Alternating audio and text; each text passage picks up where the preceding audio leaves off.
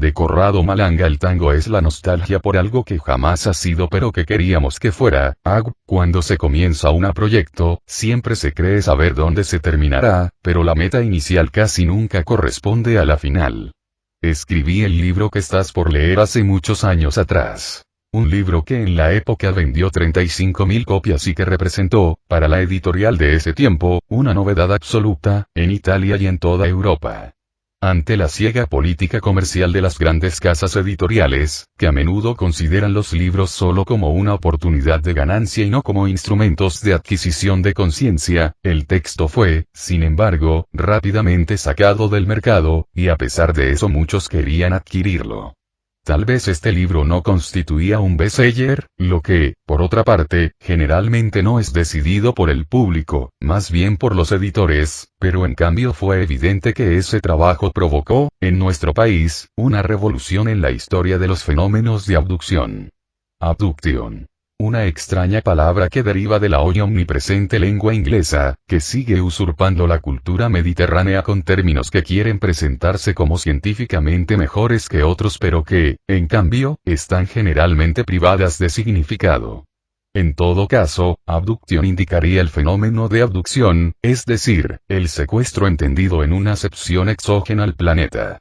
Los abducidos eran los seres humanos que afirmaban haber sido raptados, contra su voluntad, por fuerzas externas al planeta. El fenómeno era conocido en el mundo anglosajón desde los años 50 y los primeros autores que trataron, a su modo, esta temática, eran sustancialmente americanos e ingleses. Entre ellos estaban Bud Hopkins, un pintor neoyorquino que usaba técnicas de hipnosis regresiva para hacerles recordar a los presuntos sujetos abducidos sus experiencias, olvidadas entre los pliegues del inconsciente.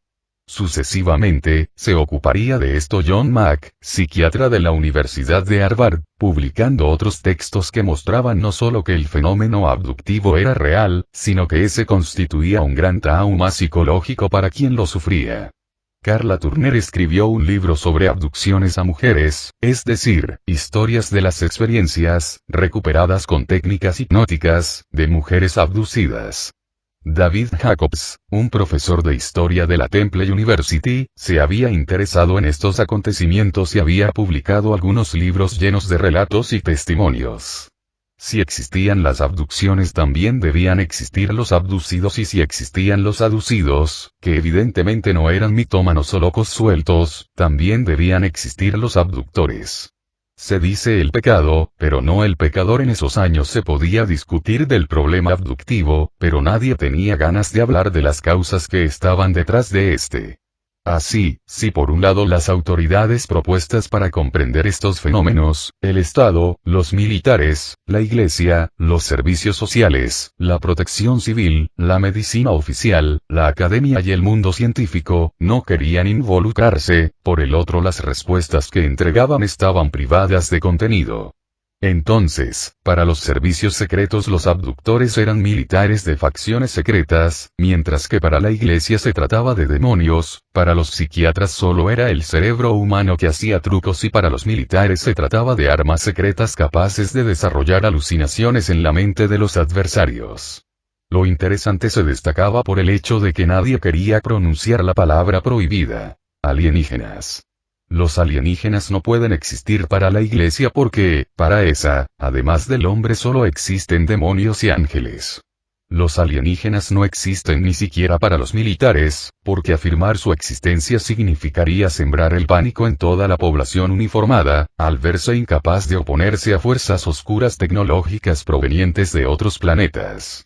Luego, para los físicos, no se puede superar la velocidad de la luz y, por lo tanto, todo lo relacionado con la venida de un alienígena a este planeta no puede existir porque entre un planeta habitado y otro existen millones de kilómetros. Incluso si se superara la velocidad de la luz, las distancias que se deben recorrer serían prohibidas. Finalmente, para los políticos los alienígenas no constituyen un problema que se deba resolver porque esos no votan y, por lo tanto, no son dignos de interés alguno.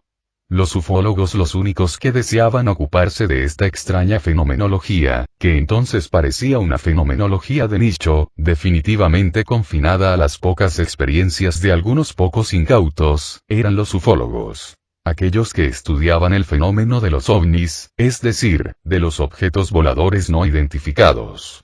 ¿Quiénes eran los ufólogos? Se trataba de una humanidad bien variada. Desde fanáticos pseudo-religiosos convencidos de que los alienígenas eran nuestros ángeles salvadores, que en el pasado habían ayudado al hombre a resolver algunos problemas de sobrevivencia en este planeta y que hoy controlaban, desde arriba, la evolución de esta especie inferior, hasta científicos, según los cuales los alienígenas eran seres tecnológicamente superiores, admirables por su grado de evolución tecnológica que, a su parecer, debería corresponder a una elevada adquisición de conciencia de sí mismos. Luego estaban los ufólogos persuadidos por el hecho de que los ovnis eran manifestaciones completamente terrestres de armas secretas, rusas o americanas, de las que nosotros, obviamente, no debíamos saber nada. Finalmente, existía una rama de la ufología que consideraba a los ovnis como un engaño de la mente. Estos afirmaban que no debimos haber estudiado a los alienígenas, sino a los alienados que creían ver alienígenas. En verdad nadie quería descubrir de qué se trataba efectivamente. Incluso los ufólogos en el fondo esperaban que jamás se comprendiera qué provocaba este fenómeno, porque, de lo contrario, los ufólogos mismos no servirían más. Hoy, a años de distancia, entiendo que en realidad no se podían estudiar los alienígenas si antes no se estudiaba al ufólogo que debió haber estudiado al abducido, el protagonista de la abducción. El ufólogo era como el sacerdote para la religión. Representaba el trato de unión entre la divinidad y el hombre pecador. Y así el ufólogo era quien confesaba al abducido, que a menudo le daba una especie de credibilidad y que lo ponía en contacto con su experiencia alienígena. Pero todo eso debía prever, a monte y antes que cualquier otra cosa, una plena toma de conciencia del fenómeno abductivo por parte del ufólogo. El ufólogo de esos tiempos, en cambio, se había vuelto así por autoelección. A menudo uno se vuelve ingeniero porque se ha estudiado ingeniería y, seguido de una práctica, el Estado te entrega el título de ingeniero. En cambio, el ufólogo podía levantarse una mañana y dedicar que desde ese momento sería definido como tal, simplemente en virtud del hecho de haber pasado cierta parte del tiempo haciendo de ufófilo, como por derecho automáticamente adquirido. Sin embargo, un apasionado en ingeniería no es un ingeniero, así como un sacristán no es un sacerdote. Entonces un ufófilo no podía ser ufólogo, también porque el oficio en ufología no existía y tampoco existe actualmente. A posteriori, se podía notar que los así autodefinidos ufólogos eran personas que, calificados como pensadores mediocres, habían pensado en resolver los problemas de su ego dedicándose a algo que nadie se había dedicado todavía. Haciendo esto habría satisfecho una propia exigencia de conocimiento en un campo en el que, no existiendo expertos, esos mismos habrían podido dominar la escena fácilmente. El grado cultural de estos ufólogos, al menos en Italia, era muy bajo. Los pocos que habían estado en la universidad habían estudiado mucho, pero entendido muy poco. Y entre ellos también estaba yo. La realidad de la investigación en Italia de hecho, en Italia no existía ninguna investigación sobre esta fenomenología. Lo que se sabía había sido leído en algún libro de autores de otros lugares. La revista especializada que, en Italia, hablaba de este fenómeno describía casos y testimonios de abducidos de otras naciones, o se indagaba en hipotéticas reconstrucciones de acontecimientos pseudo-alienológicos ocurridos en el pasado remoto de nuestro país. Afrontar el problema de lo que ocurre bajo los ojos desprevenidos de todos no debía ser contado. En el periodo en que formé parte de un, entonces conocido, Centro Ufológico Nacional, nombre ampuloso del que detrás no se escondía nada, en las reuniones de la directiva estaban presentes algunos miembros de los servicios secretos o del segundo departamento de aeronáutica o incluso del Vaticano, que daban apasionados consejos sobre cómo, ese centro, habría debido manejar la información relativa a los fenómenos ufológicos en nuestro territorio. Pero esta es una historia ahora obsoleta. ¿Qué hacía yo en una organización de este tipo? Por un lado, trataba de responder a una banal respuesta sobre la existencia de Dios, y por el otro, estaba recorriendo inconscientemente un camino que me llevaría a cambiar toda mi existencia. Estaba convencido de que, si entendíamos quiénes eran los alienígenas, y si esos en verdad existían, podríamos haberles preguntado si existía Dios. Si le preguntábamos obligadamente a quién era más evolucionado que nosotros, nos habríamos ahorrado un montón de elucubraciones teóricas y años de disertaciones filosóficas. Mientras tanto trabajaba en química en la Universidad de Pisa, había trabajo en París y en una importante universidad, Pierre-Marie Curie, y trataba de dar mi contribución científica en el ámbito de esa organización de ufólogos constituida por empleados de postales retirados, pseudo periodistas sin periódico, empleados de bancos, sacerdotes fallidos, contadores esperando tomar las riendas del estudio de sus padres, seminaristas en busca de su identidad y estudiantes fuera del curso de física, estudiantes eternos. Cada uno trataba de dar lo mejor de sí, pero yo en ese entonces creía que debíamos empeñarnos más en el campo científico con física, química y biología a la mano. No despreciaba el trabajo de los demás, pero debía admitir que simplemente no existía trabajo alguno, con excepción de los recorridos de fabulación de los teóricos de la epistemología de la retórica ufológica a la que a menudo, para mi desgracia, estaba sometido. Todavía recuerdo el tiempo ocupado inútilmente durante las reuniones de la directiva en la que se debía decidir la definición de ovni. Mientras estábamos allí, decidiendo cómo identificar con una definición algo no identificado, en el territorio italiano los fenómenos de abducción se expandieron en pocos años. Los primeros pasos. En cierto punto se me confió el encargo de ocuparme de los fenómenos abductivos en Italia, iniciando la investigación en un caso específico, el primero en ser estudiado y analizado con pleno conocimiento. Ahora, a decir verdad, tenía muy poco conocimiento, pero tenía una gran voluntad de empeñarme y demostrar que era capaz de moverme en un campo en el que, en toda Europa, nadie se había empeñado completamente, con la excepción de algún esporádico caso estudiado en Inglaterra y en Europa del Norte. También debo reconocer que en realidad era mi ego el que me llevaba a ocuparme de cosas con las que otros no querían ensuciarse las manos.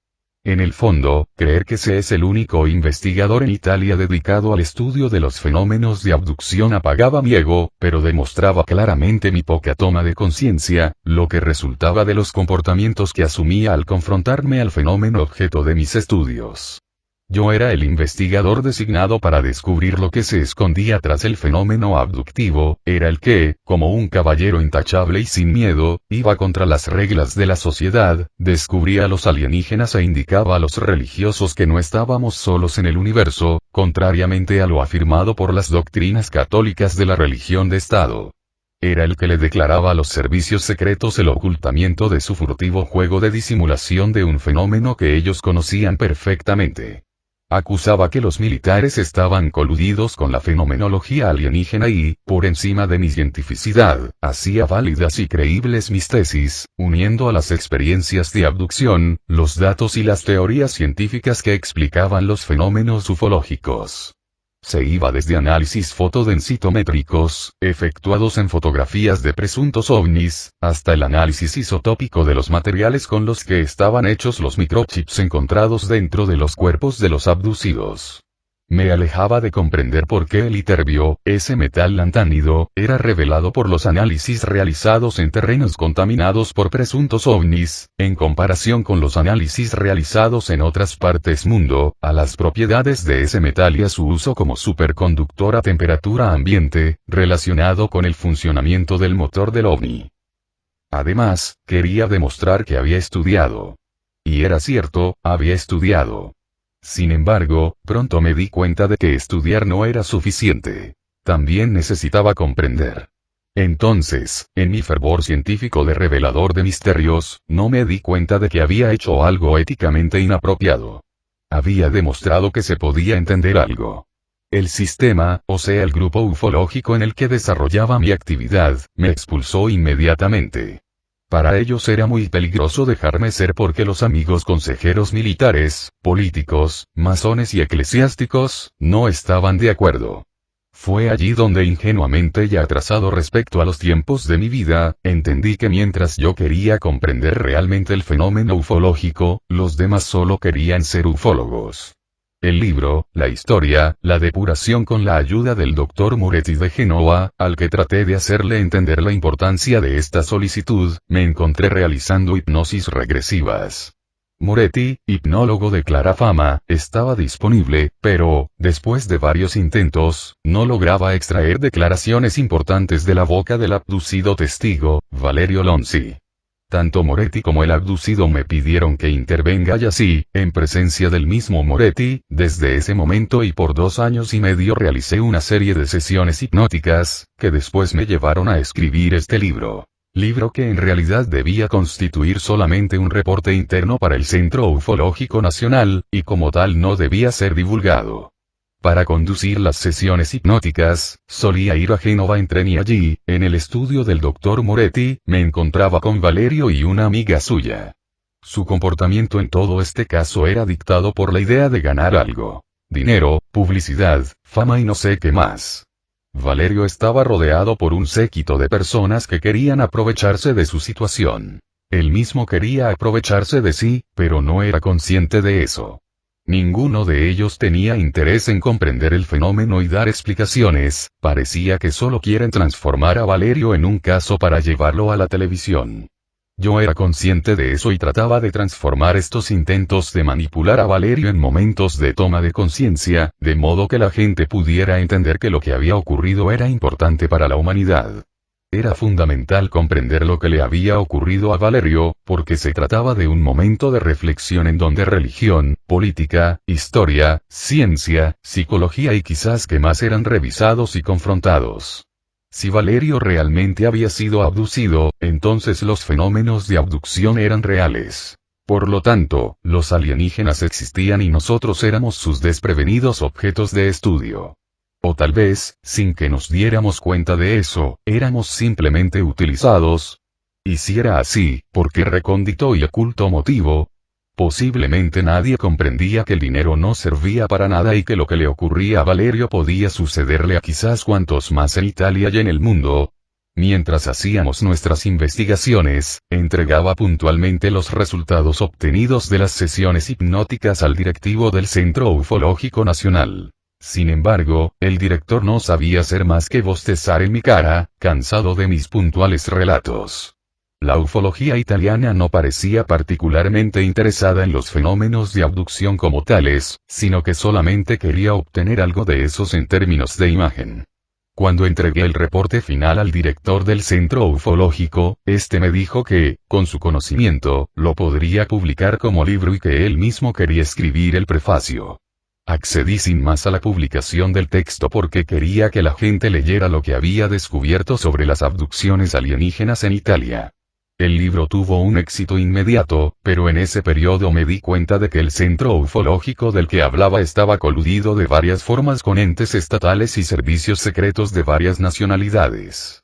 Por lo tanto, salí del centro dimitiendo inmediatamente. Por su lado, quien había escrito el prefacio del libro se apresuró a declarar, desde el inicio, que no había leído el texto, y se había dado cuenta de que estaba lleno de idioteces solo después de haber escrito el prefacio. Posteriormente me encontré muchas otras veces en situaciones similares, donde personas que hasta un minuto antes parecían apoyarte, de pronto sentían la necesidad de repudiarte, renegando sin ningún pudor sus posiciones y mostrando un transformismo digno de los políticos italianos más citados.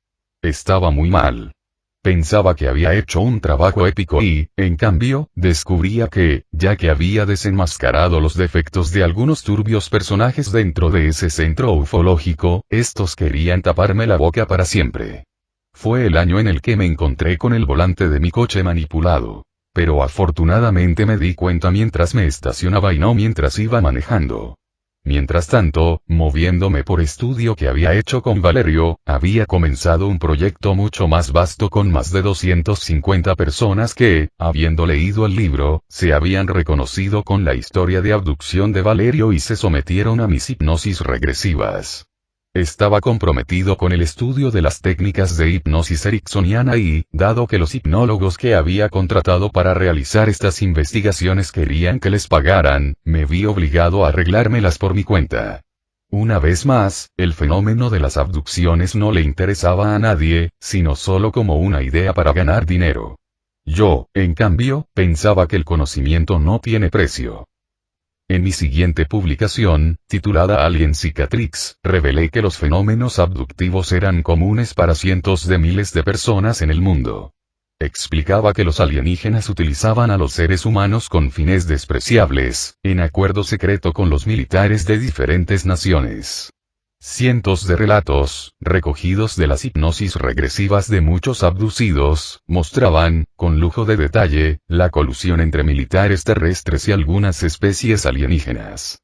En ese texto fueron reveladas las relaciones entre grupos de poder terrestre y alienígena, e identificadas las diferentes especies de microchips que los alienígenas, durante operaciones y procedimientos quirúrgicos, introducían en los cuerpos de los desprevenidos e inconscientes abducidos. El centro ufológico del que había salido, frente a mis declaraciones, estaba totalmente vuelto loco. Tal vez temía que sus amigos militares se enojaran, o tal vez solo tenía miedo de perder la imagen de serio grupo ufológico completamente dedicado a descubrir misterios y secretos que los servicios secretos no quieren revelar. Todos los miembros de la entonces directiva de ese centro se volcaron en mi contra y yo quedé solo. Pero tal vez, inconscientemente, siempre lo había estado. Ánima, mente y espíritu. Las hipnosis regresivas realizadas en miles de personas y con distintos grupos de investigación, que había organizado mientras tanto, mostraban los mismos resultados, siempre. Los alienígenas existían y estaban divididos en diferentes grupos. Tales grupos estaban en un acuerdo secreto con distintas franjas del poder de este planeta, y los poderes se manifestaban en la relación entre sus militares y las distintas especies alienígenas. Los poderes de este planeta estaban entrelazados con la masonería de base egipcia e israelí, de las que provenían todas las franjas del poder oscuro. Mientras los alienígenas estaban fundamentalmente interesados en nuestra parte anímica, nuestros gobernantes, la masonería, estaban interesados en utilizar al abducido de todas las formas posibles y, si por una parte los alienígenas también usaban nuestros cuerpos para poder procrear, los militares terrestres usaban las copias del abducido, en una especie de clonación como militares golem, en operaciones militares no convencionales. En las memorias emergidas de las hipnosis regresivas de cientos de sujetos, se obtenían siempre las mismas declaraciones. La parte anímica de los sujetos era quien contaba esto bajo hipnosis y que, dicotomizada del resto de su esencia, decía lo que ocurre durante la abducción. El alienígena estaba interesado en esa ya que era una fuente de vida inmortal. El alienígena no quería realizar la experiencia de la muerte. En ese contexto, usaba al abducido, particularmente su parte anímica e inmortal, para regenerarse. La parte anímica de los sujetos abducidos casi siempre permanecía inerme frente a la abducción que a ella misma le costaba comprender. ¿Qué era esta parte anímica? Un grupo de vectores y tensores ligados al espacio y a la energía, pero sin el eje del tiempo. Ánima veía el tiempo como una sola cosa, un solo evento en el que ocurría todo al mismo tiempo. En el transcurso de numerosas hipnosis nos dimos cuenta de que podíamos modelizar la naturaleza del ser humano con grupos de vectores que describieran ánima, mente y espíritu. Nos dábamos cuenta de que mientras ánima tenía conciencia, espacio y energía, pero no tiempo, espíritu tenía conciencia, energía y tiempo, pero no espacio, que veía como un único lugar hecho de todos los lugares. Por su lado, la mente tenía conciencia, espacio y tiempo, pero no energía. Las tres conciencias de ánima, mente y espíritu no eran sobreponibles. Es decir, parecían totalmente independientes entre sí. En otras palabras, descubríamos que el ser humano era la sumatoria de tres seres vivos que originalmente eran una sola cosa y que luego fueron divididos por algún evento que no conocíamos. El ser humano dividido en tres conciencias, que arquetípicamente representaban la parte mental, es decir, la parte andrógina del ser, la parte anímica, esa femenina, y la parte espiritual, esa masculina, era manipulado por seres que en el pasado había considerado dioses y demonios pero que eran solo alienígenas. El mito contaba perfectamente todo eso. Platón afirmaba que el ser andrógino fue dividido en dos partes, masculina y femenina, por Dios porque, de lo contrario, él no habría podido utilizar al hombre, que era una criatura muy poderosa. En los escritos esotéricos y gnósticos como la Pistis Sophia, se hablaba de arcontes que querían crear contenedores humanos en los cuales introducir la parte anímica, que siempre debía estar a su servicio. La parte anímica era la expresión de una inmortalidad que el alienígena codiciaba y que para él constituía el mito de Prometeo. El brazo secular del poder en nuestro planeta estaba coludidamente unido a las fuerzas alienígenas a cambio de un poco de inmortalidad.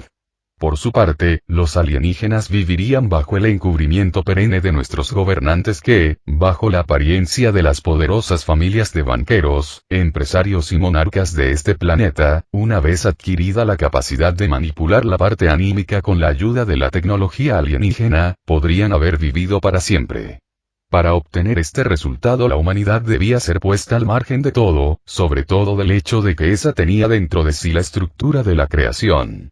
Más bien, que esa era justamente el creador.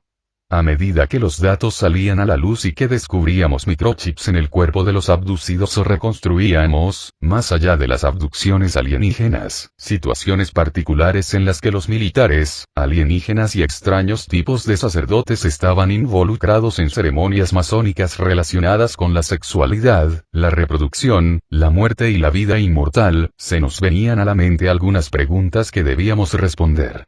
¿Por qué nosotros, seres humanos divinos, no nos dábamos cuenta de que lo éramos? ¿Por qué moríamos si éramos inmortales? La investigación sobre los alienígenas se desplazaba entonces hacia el hombre. Primero que todo, debíamos entender quiénes éramos y luego, si valiese la pena, volver a hablar de alienígenas. Conciencia y adquisición de conciencia. Mientras tanto, después escribí otros libros además del que estás por leer, entre ellos Alien Cicatrix. También escribí algunos artículos que trataban de explicar científicamente, a nivel de física cuántica, el fenómeno abductivo. Con algunos análisis científicos había aclarado la naturaleza de los distintos microchips que encontrábamos en el cuerpo de los abducidos. También relacionamos el fenómeno del porcentaje isotópico que parecía demostrar, sin ninguna duda, que el material con el que estaban construidos los microchips no era terrestre, datos encontrados con análisis de espectrometría de masa con estructura fina. También estábamos dedicados al funcionamiento de nuestro cerebro, y habíamos elaborado algunas poderosas técnicas hipnóticas y, sucesivamente, de simulación mental, Simbad, Go, TCT, que, a través de conocidos instrumentos, como la programación neurolingüística, el uso de la cruz de los espacios de Pulver, el test de colores de Luschero, el análisis arquetipal del mito, nos permitían crear condiciones psicológicas en las que el sujeto encontraba el camino para desprenderse de ese problema. Al término de ese recorrido, incluso si era parcial, los abducidos que trataban de liberarse del problema abductivo comenzaban a manifestar extraordinarias facultades paranormales. Estábamos convencidos de poder liberar a los abducidos de los alienígenas con la fuerza. Los abducidos eran capaces de oponer resistencia a la abducción, que ya no era efectiva como antes. Pero algo todavía no funcionaba. Los abducidos estaban bien por unos meses y estaban convencidos de estar curados, pero luego los alienígenas volvían prepotentemente a tomar su botín de energía vital. Los intentos de comprender qué era lo que no funcionaba eran frustrantes. La parte anímica en hipnosis, cuando se le preguntaba por qué la volvían a tomar, respondía que se sentía sola. Esta declaración me producía una feroz molestia. Yo insistía en exorcizar, de algún modo, al abducido, en cuyo interior habitaban aquellos que la Iglesia por milenios llamaba demonios y que, en cambio, no eran más que alienígenas sin cuerpo, que usaban el del abducido para poder succionar la parte vital de ánima. Pero mientras más insistía en forzar la mano en los abducidos, esos se encontraban más involucrados en el fenómeno. Además, algunos de ellos se fueron ferozmente en mi contra, dejándome perplejo frente a sus reacciones. En un primer momento, me consideraban su salvador e inmediatamente después me volvía su enemigo. Probablemente no habría resuelto la situación si, en cierto punto de mi vida, no hubiera perdido la vista casi completamente. Los ojos de la conciencia. Tarde o temprano todos los nodos se juntan y en este contexto, en cierto punto de mi vida, toda la presión emocional de lo que estaba haciendo se acumuló. Posteriormente entendí plenamente lo que me estaba ocurriendo, pero entonces, mientras vivía mi ceguera, no había logrado comprender que en realidad mi cuerpo se estaba revelando, de modo psicosomático, hacia todos los inputs del mundo externo, que se volvieron en mi contra como una onda expansiva. En el instante en que me encontré sin vista, por causas médicas completamente misteriosas, fui preso del pánico, que logré controlar solo con mi racionalidad. Calma y sangre fría me decía, veamos si logro salir de esto de algún modo. Del resto, 17 años antes ya me había ocurrido lo mismo en el ojo derecho, que había quedado casi completamente comprometido. También esa vez, el extraño comportamiento de mi vista se había verificado después de un fuerte momento de estrés, determinado por el rechazo que mi cuerpo había manifestado al confrontarme a la sociedad de químicos, o sea a mis colegas de trabajo, y en particular después de una agresión verbal por parte de una colega. En ese frangente mi ojo derecho, que presentaba molestias, se empañó completamente en pocos segundos y al mismo tiempo el lente derecho de los anteojos se partió a la mitad inexplicablemente. Después de 17 años, seguido de otra agresión verbal por parte de un familiar, en mi opinión totalmente injustificada, comencé a perder la vista del ojo que todavía veía. Esta vez ni siquiera la cortisona logró detener el proceso. La situación se agravó en pocos días, durante los cuales, hora tras hora, veía cada vez menos. Estaba saliendo de la sociedad de los que ven. Sin embargo, en ese instante, mientras perdía la capacidad de ver lo que estaba afuera, adquiría la capacidad de mirarme por dentro. Nuevamente percibía que la sociedad externa me rechazaba y, permaneciendo ferozmente sometida a leyes y reglas que se le daban, no quería darle espacio a mis ideas sobre el cambio, sobre el futuro, sobre los alienígenas, sobre nosotros mismos. Mis ideas, desarrolladas durante y después de la investigación del mundo alienígena, habían terminado por transformar a un ufólogo obediente, perseverante y ligio bajo las órdenes de quien decía saber más que yo, en un verdadero catalizador de caos. En ese momento solamente había una cosa por hacer: entender por qué me estaba haciendo daño a mí mismo. Fue así que apliqué en mí mismo el procedimiento que había elaborado y utilizado para tratar de liberar a los abducidos de sus problemas. Experimenté en primera persona el Triade Color Test, TCT. Esta simulación mental, que había desarrollado por casi 20 de investigación en el campo de las abducciones, ahora podría serme útil. Jamás había hecho una simulación mental de manera consciente y, sobre todo, me había abstenido de aplicar mis técnicas en mí mismo porque no quería ser influenciado por esas. No quería, como buen galileano, encontrarme siendo observador y observado al mismo tiempo porque sabía que el principio de indeterminación de Heisenberg estaba a la vuelta de la esquina, para mostrarme que no se puede ser observador y objeto de observación al mismo tiempo. Hasta entonces había creído que aquel que hace medidas debía estar total y ascéticamente lejos del objeto de sus medidas. Durante las innumerables sesiones de hipnosis que había realizado en numerosos abducidos, logré manejar muy bien el fenómeno de la transferencia. Mientras que en hipnosis el sujeto revivía los momentos más dramáticos y terroríficos de su encuentro con fuerzas alienígenas, yo permanecía impasible frente a los gritos, a menudo angustiosos, que salían de la sala de mi casa, donde generalmente realizaba las sesiones hipnóticas. El test TCT consiste en simular en la propia mente la presencia de 3 esferas de color que representan idéicamente el ánima, la mente y el espíritu del sujeto que debe verificar, con oportunas técnicas, su estado de salud. Se procede unificando las 3 esencias en una sola esencia, llamada conciencia integrada. Para mayores referencias sugiero mis trabajos sobre este tema. En ese contexto y durante esa meditación comprendí distintas cosas importantes. Comprendí que había descuidado mi parte anímica, la parte femenina de mí, el hemisferio derecho del cerebro, dándole más peso a la racionalidad de la parte izquierda y más énfasis al espíritu, o la parte masculina. Mi parte anímica se dirigía a mí diciendo que me había esperado que comprendiera que el querer dejarla libre y desvinculada de mí, si por un lado representaba un acto de generosidad importante, al mismo tiempo era un acto egoico, mediante el cual mi ego trataba de hacerme creer que podía prescindir de una importante parte mía. Comprendí que mi errado enfoque era la causa de mi enfermedad. Vivía el mundo de modo dual, donde existía separación entre mi ánima y mi espíritu, entre mi emoción y mi racionalidad, y entre mi yo femenino y mi yo masculino. Entre yo y el otro. En el instante en que mis tres esferas de ánima, mente y espíritu se unieron para volverse una conciencia totalmente transparente, invisible, comprendí que yo era todas esas tres cosas unidas, que no existía separación entre mi interioridad y la realidad externa. Era yo mismo y todas las cosas al mismo tiempo. También era el otro que estaba en mi contra. Mi ánima me había sugerido que había perdido la vista externa porque de este modo estaba obligado, de una vez por todas, a mirarme por dentro. Mirarse por dentro en pocas horas, el mundo me parecía totalmente distinto. Ahora sí entendía bien lo que había ocurrido. Yo soy el otro, que es como un espejo de mí mismo. Había querido estudiar el fenómeno de las abducciones permaneciendo asépticamente desligado del problema, pero ese problema no era exclusivo de los abducidos, era de todos. No existían los abducidos y los no abducidos, sino que existían los seres humanos. Ya no debían existir, por una parte, los encargados de los abducidos y, por otra parte, estos últimos, manipulados por pseudo-expertos que en el fondo no representaban más que posteriores abductores, esta vez humanos, de los humanos mismos.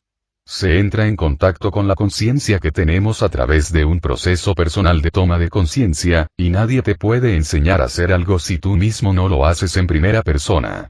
Las implicaciones de estas observaciones me permitieron llegar a una conclusión. Los demás, todos aquellos que tenía a mi lado y los que me habían provocado momentos de estrés con consecuencias psicosomáticas de gran intensidad, incluso la ceguera, no eran más que un espejo de mí mismo. Yo proyectaba en el otro todo lo que, internamente, no había logrado decirme a mí mismo. No existían los malos que no querían que hiciera lo que hacía. Solamente era yo que no me aceptaba a mí mismo. No aceptaba no ser comprendido, o sea no comprender esa parte de mí que a viva voz decía: te estás equivocando. El error aparecía inmediatamente frente a mi vista interior. Estaba convencido de ayudar a los abducidos a salir de su problema, mientras que, en cambio, me estaba ayudando a mí mismo a comprender que también yo soy ánima. En el otro buscaba a mi parte anímica y era solo por eso que había descubierto, antes que todos, la existencia de la parte anímica en el ámbito de los fenómenos de hipnosis profunda. Una vez más, el otro hacía de espejo frente a una exigencia mía, el otro, que en este caso estaba representado por el abducido de turno, reflejaba todo lo que yo no quería ver ni considerar de mí mismo. Mi parte anímica. Todo el trabajo de los últimos 20 años sobre hipnosis regresiva me gritaba fuertemente: ¿no ves que estoy aquí? ¿No ves que soy tú? Poco después comprendí que no había hecho más que emular el mito de Edipo. Edipo quiere salvar a su pueblo de la acción de la esfinge, arquetipo del misterio no resuelto de sí. El terrorífico enigma debe resolverse si no se quiere sufrir la destrucción de la población a manos de las fuerzas oscuras, encarnadas por la esfinge. Edipo resuelve el misterio y salva a su pueblo, pero, al hacerlo, comete algunos errores que trata de reparar como puede. No obstante, él asépticamente y no tan involucrado como yo, trata de obtener el resultado final. Su lucha con la esfinge en realidad es una lucha con la parte íntima y oculta de sí mismo. Edipo mata a su padre y se acuesta con su madre sin saber qué está haciendo y, cuando comprende lo que ha hecho, logra abrir los ojos. En realidad, Edipo no mata a su padre, sino que por un momento le dice a su espíritu, a su parte masculina, que se haga a un lado porque debe conocer a su parte femenina, que siempre ha descuidado y que ahora redescubre de la peor manera. La relación sexual con la madre imita el acto de conocimiento en el mundo virtual de su parte femenina. Edipo es el responsable de su ceguera. Él pasa de un estado de esquizofrenia, caracterizado por la necesidad espasmódica de resolver el misterio de la esfinge, a la fase en la que queda ciego y paranoico. Edipo se curará de su paranoia solo cuando se cure de su ceguera. Sin embargo, en el mito, Edipo no se cura. De hecho, esa parte de la historia todavía no ha sido escrita y, por lo tanto, en el mito no existe. Pero yo podía escribirla. No se trata de un momento egoico sino de una necesidad. El volver a ver, para mí y para Edipo, solo significa haber alcanzado una perfecta comprensión, cerrando ese ciclo de toma de conciencia que lleva a nuestra conciencia a volverse consciente de sí. La nueva era siempre inicia con una revolución. Todo esto me había llevado irremediablemente a modificar mi relación con la alienología. No había alienígenas malos y mucho menos buenos. Los alienígenas no solo eran tales, sino que representaban la parte de nosotros que tenía una adquisición de conciencia diferente a la nuestra. Los alienígenas nos servían para comprender algo que no queríamos o no éramos capaces de ver. La experiencia de la abducción había sido una elección de nuestra propia conciencia porque, mediante esa, podíamos comprender aquella parte de nosotros que no habíamos tenido la posibilidad de ver. Nosotros éramos la creación, nosotros éramos los creadores de todo, también de la parte alienígena de nosotros mismos. Habíamos creado al alienígena porque ese podía venir a tomarnos, a raptarnos para sus fines, pero haciendo eso también nos daba la oportunidad de hacernos preguntas. ¿Por qué existe el alienígena? ¿Qué representa? ¿Qué quiere de nosotros? En realidad, para todas estas preguntas había una sola respuesta. El alienígena solo sirve para recordarnos que nosotros somos la creación, nosotros somos los creadores. ¿Qué querían los alienígenas? Nuestra parte anímica. Y, por lo tanto, podíamos descubrir, estudiando a los alienígenas, que nosotros también éramos ánima. Y además descubrir a espíritu y mente, y comprender que son solo tres partes divididas de nosotros. ¿Quién había dividido las tres partes? Los falsos dioses creadores de los alienígenas que, a través de la división de nosotros mismos, podrían manipularnos para tomar esa parte anímica e inmortal, con la cual habría sido posible mantener el universo en un eterno presente no evolutivo. Los dioses, mediante nuestra ánima, no morirían y, por lo tanto, se volverían inmortales. Los dioses rechazaban la experiencia que nosotros, inconscientemente, habíamos aceptado hacer. Nosotros habíamos decidido venir a este plano existencial como seres eternos, pero para comprender plenamente qué significa la dualidad, qué significa nacer y morir, comenzar y terminar, debíamos pasar por una particular experiencia formativa, aquella de la muerte física.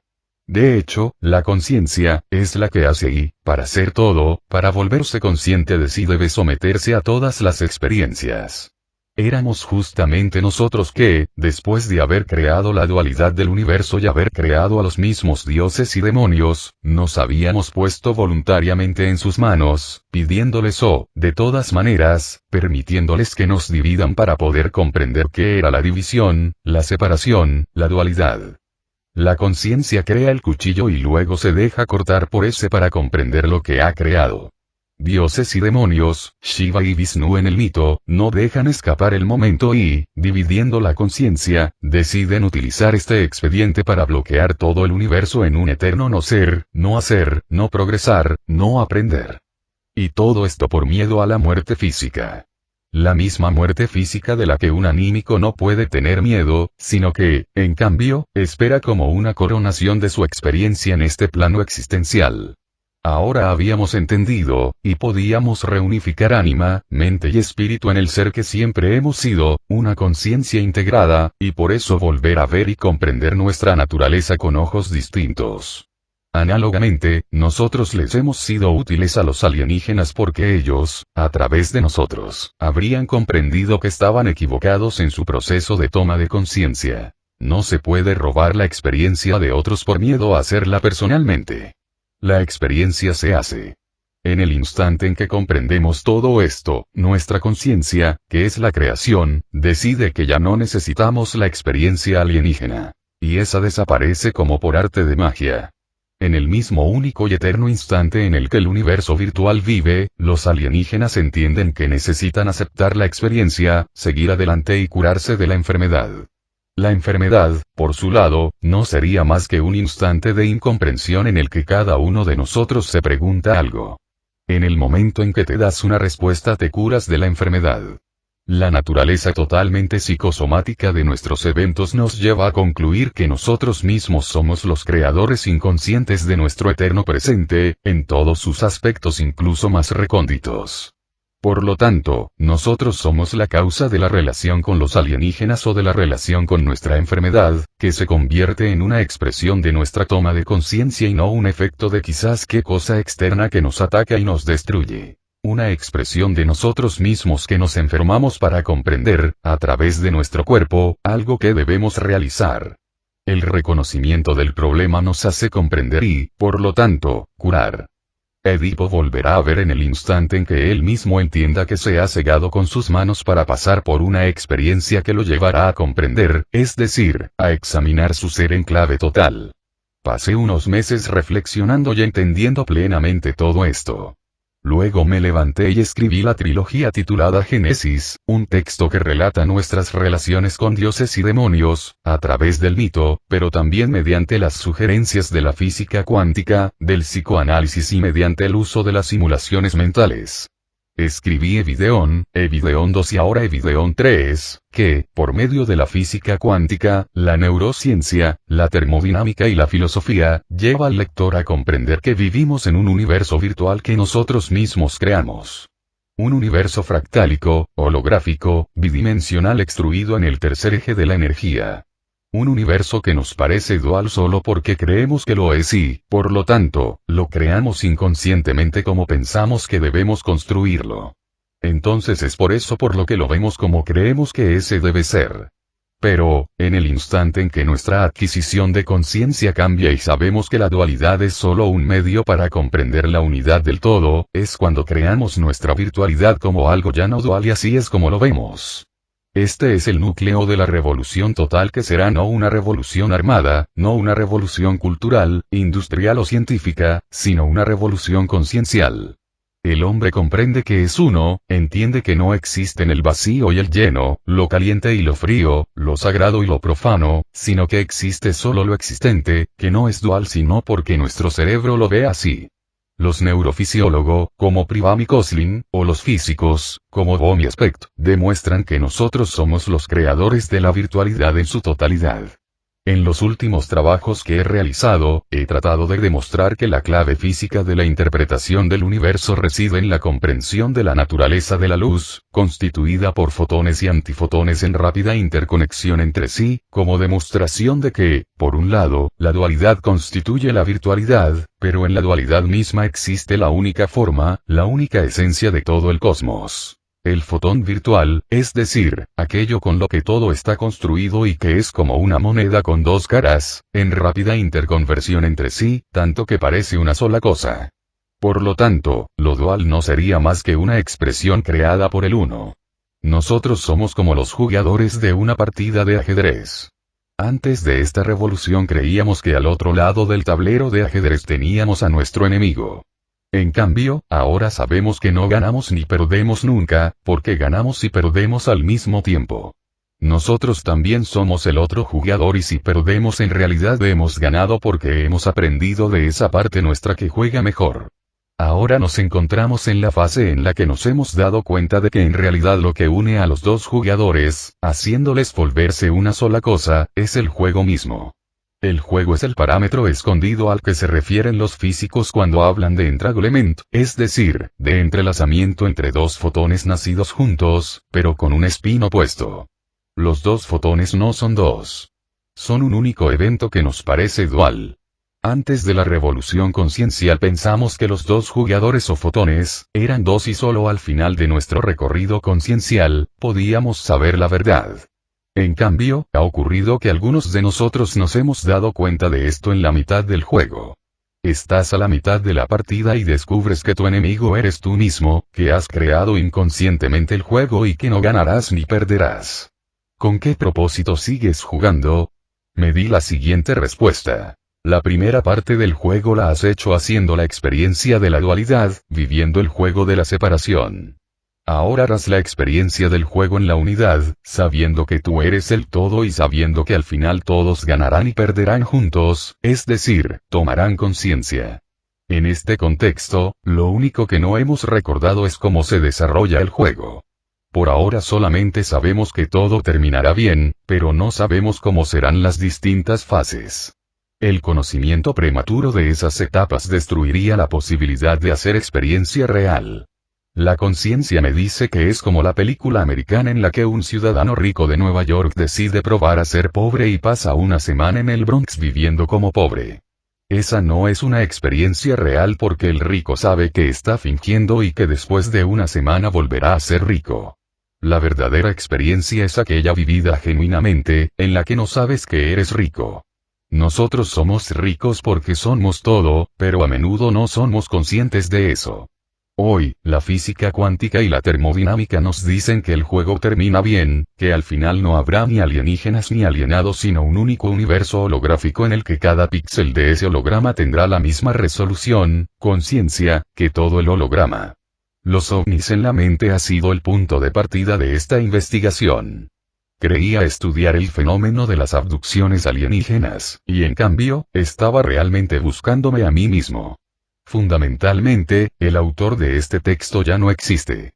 Ya no hago ni hipnosis ni intervenciones personalizadas para salvar a las personas de los alienígenas y de los alienados, porque comprendí que cada uno debe trabajar sobre sí mismo y, obteniendo el estado de conciencia integrada, adquirir memoria del propio ser.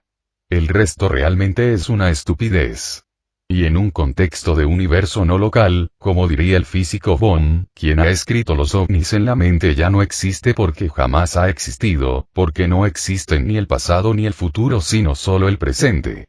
El recuerdo del yo mismo de entonces se está desvaneciendo en mi interior, día tras día, a lo largo de un recorrido histórico y temporal que no puedo revivir y que no puede ser detenido porque la conciencia aumenta siempre, como la entropía del segundo principio de la termodinámica.